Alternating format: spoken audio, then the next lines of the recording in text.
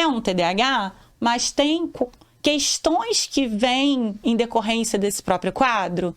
Ele traz né, uma questão de aprendizagem também, uma dificuldade de aprendizagem importante que precise atuar ali. Então, vamos indicar a fonoaudiologia, a psicopedagogia. É uma questão que é uma criança que está trazendo mais questões comportamentais, de alfabetização, de aprendizagem nem tanto, não, né? A criança tem um desempenho dentro do esperado, não é uma criança que é padrão, né, em relação a tirar só notas boas, mas está ali, está acompanhando o conteúdo escolar. Então, mais questões comportamentais, vamos então indicar a psicologia. Então, cada quadro você precisa identificar o que a criança traz com ela ali de sintoma, né, do próprio quadro. Não é como se fosse uma receita de um bolo. A questão do olhar da saúde, a gente precisa analisar cada quadro.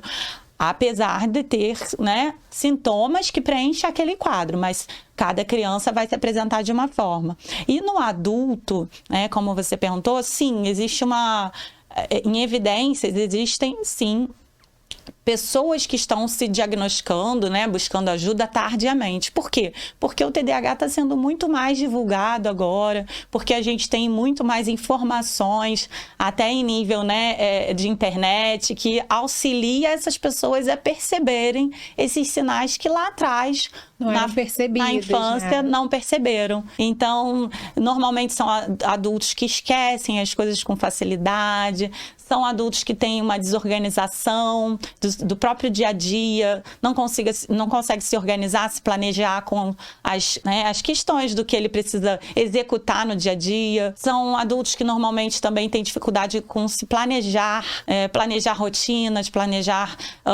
alguma demanda, memória de trabalho, que é a memória a curto prazo, então pode, né, normalmente vem algum déficit aí por conta do próprio quadro. A leitura, o que a gente precisa, né, identificar se existe um quadro comórbido, né, se existe um quadro associado ao TDAH que está atrapalhando esse desempenho da leitura. Porque o TDAH por si só, ele não traz um prejuízo especificamente na leitura. Ele sim, pode ter, por conta da desatenção, uma leitura, né, que ele não vai lembrar de todo o conteúdo que leu, então vai ter que voltar várias vezes para ler de novo aquele texto. Mas não há uma dificuldade em compreender. Ele vai compreender. Já na dislexia, aí há uma dificuldade na compreensão e na interpretação do que ele leu. Então, isso a gente precisa ter muita atenção, né? A fonoaudióloga que faz avaliação, por exemplo, desses quadros de leitura escrita, ela precisa ter muita atenção nisso. É um TDAH e por isso ele tem um déficit em relação à interpretação,